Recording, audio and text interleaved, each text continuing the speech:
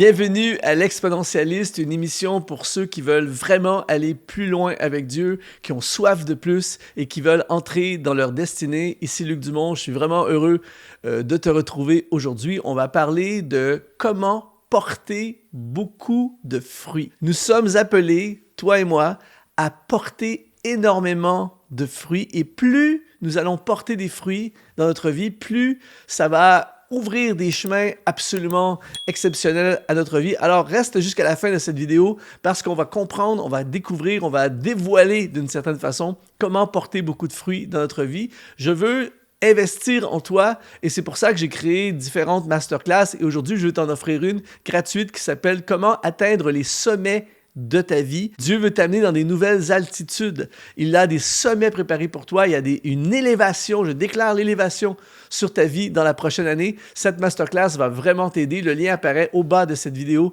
et c'est gratuit. Tu peux t'inscrire et avoir accès à cette masterclass. Alors aujourd'hui, on parle des fruits, de comment porter des fruits. As-tu remarqué? On côtoie des gens, des fois, tu te dis, mais wow! On a l'impression qu'il y a comme une faveur sur leur vie. Ce qu'ils font fonctionne, ça donne des résultats, ça donne des fruits, ça produit quelque chose. J'aimerais t'annoncer aujourd'hui que c'est possible pour toi aussi de vivre cette vie. Dans l'évangile de Jean, au chapitre 15, au verset 5, il est écrit « Celui qui demeure en moi et en qui je demeure, porte beaucoup de fruits, car sans moi, vous ne pouvez rien faire. » Et là, il dit au chapitre 15 de Jean, verset 8, il dit « Si vous portez beaucoup de fruits, c'est ainsi que mon Père sera glorifié et que vous serez mes disciples. » Là, c'est énorme ce qu'on vient de lire. C'est-à-dire que si je demeure en lui et qu'il demeure en moi, je vais porter beaucoup de fruits. Et il dit que si je porte des fruits, Dieu va être glorifié. Donc, c'est très important de comprendre que mes fruits, les fruits que je porte et que je vais porter et que nous allons, chacun d'entre nous, porter, eh bien, ce n'est pas pour que moi, je me prenne la tête, ce n'est pas pour que je devienne plus important, que je me glorifie ou que je me remplisse d'orgueil. Le but des fruits de ma vie, c'est de glorifier Dieu. Et c'est pour ça que, je ne sais pas pour toi, mais c'est pour ça, moi, que je veux porter beaucoup de fruits, plein de fruits, afin que ma vie serve à glorifier Dieu. Et les fruits que nous portons sont d'une certaine façon le moyen de glorifier Dieu. Alors j'espère que tu vas être avec moi jusqu'à la fin de cette vidéo pour qu'ensemble, on regarde comment faire pour porter encore plus de fruits. La première chose qui va te permettre de porter énormément de fruits, et celui-ci est vraiment important, c'est de demeurer dans ton appel. Chaque personne a un couloir de destinée. Chaque personne a un couloir qui lui a été attitré de la part de Dieu. D'ailleurs, j'ai plein de formations là-dessus. Si tu vas sur notre site exponentiel.net, on a plein de programmes pour aider les gens justement à trouver leur couloir. Ça, c'est une des priorités de ta vie. Je dis souvent, quand je prêche parfois dans des rassemblements de jeunes, je leur dis, après avoir découvert Jésus-Christ dans ta vie, la priorité, c'est de trouver ton couloir de destinée. À quoi tu es appelé? Quel est le but de ta vie? Pourquoi? Parce que quand tu es dans le couloir de ta destinée, écoute bien ceci, tu es dans ce pourquoi tu as été créé. Tu es dans ce que Dieu avait en tête pour toi. Et chaque individu, toi inclusivement, on est ici sur la terre pour accomplir les intentions, le rêve que Dieu avait lorsqu'il nous a créés.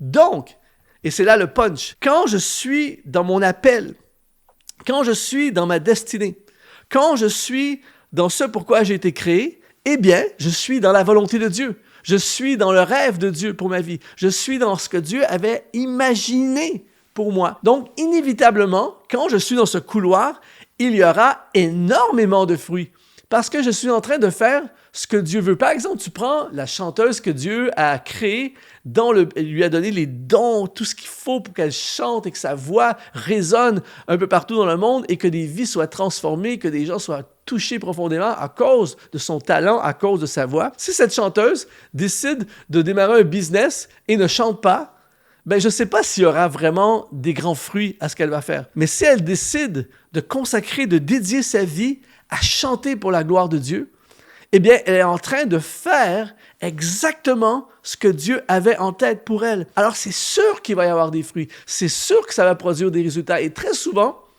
notre vie ne porte pas beaucoup de fruits, ou même pas du tout parfois, parce qu'on est complètement à l'ouest, on est complètement en dehors de ce que Dieu avait pour nous. J'ai vécu dans ma vie des saisons, des moments, ou des projets, ou des choses que j'ai fait qui étaient hors appel. C'était pas nécessairement des mauvaises choses, mais je n'étais pas dans l'appel. Je n'étais pas dans ce que Dieu voulait pour moi. Donc, je suis sorti du couloir de destinée, et comme par hasard, ces choses n'ont pas porté de fruits ou très peu de fruits. Alors que quand je fais ce que je suis appelé à faire, quand je marche dans ce que Dieu veut vraiment pour moi, c'est hallucinant. Il se passe des choses et c'est producteur de fruits.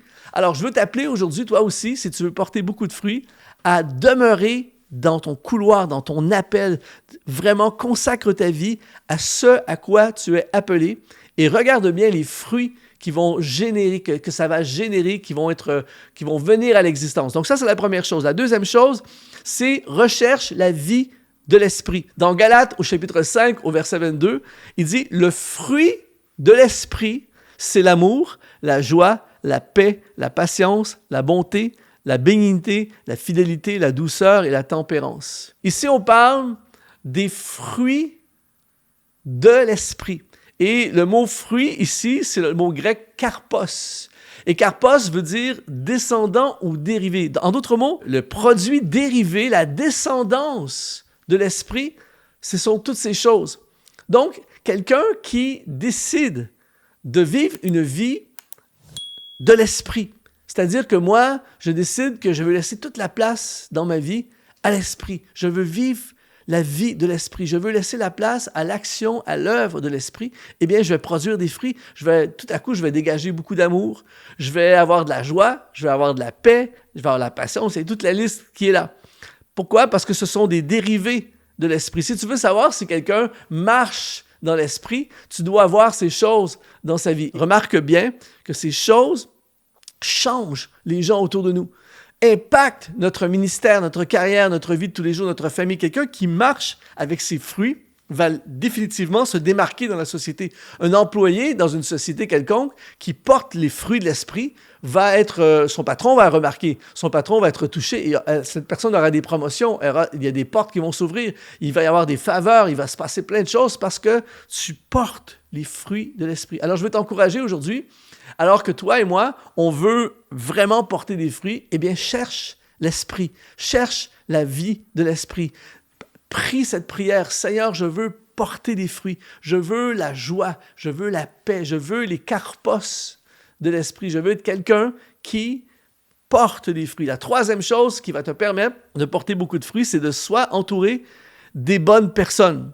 Et ça, c'est un sujet sur lequel j'insiste vraiment. Proverbe chapitre 22, verset 29, « Si tu vois un homme habile dans son ouvrage, il se tient auprès des rois, et il ne se tient pas auprès des gens obscurs. » Si tu vois quelqu'un qui est habile dans son ouvrage, en d'autres mots, si tu vois quelqu'un qui est habile, ça veut dire que c'est quelqu'un qui va donner des résultats. C'est quelqu'un qui va avoir des fruits. Eh bien, ça dit qu'il ne se tient pas auprès des gens obscurs.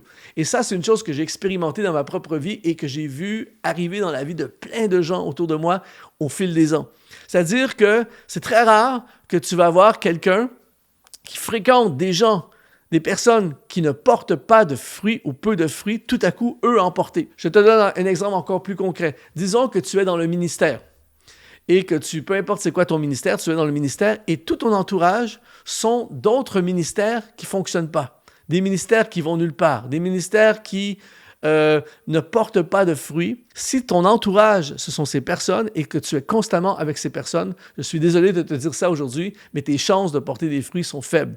Par contre, si tu commences à te connecter à des gens qui ont des méga fruits, des gens qui waouh, il se passe des choses énormes dans leur ministère, dans leur vie, des gens qui voient des portes s'ouvrir, qui gagnent des âmes, des gens qui bâtissent, des gens qui voient le ciel s'ouvrir, tout ça, le fait juste d'être avec eux, le fait de les côtoyer, de voir comment ils font, comment ils pensent, les prières qu'ils font, les personnes qui sont dans leur entourage, les discours qu'ils ont, tout ça, va déteindre sur toi, tu vas être attiré par ça, tu vas être même tiré vers le haut et tout à coup, tu vas voir tes fruits changer. Je l'ai vécu dans ma propre vie. Le fait de fréquenter des nouvelles personnes, le fait de passer du temps avec des gens qui ont beaucoup de fruits, Tu t'en rends pas nécessairement compte, mais après un certain temps, tu te dis « Wow, il y a des nouveaux fruits dans ma vie, il y a des nouvelles choses qui arrivent dans ma vie. » Alors, c'est très important d'être entouré de personnes qui ont des fruits. Alors, regarde les gens autour de toi et dis-toi quels sont leurs fruits.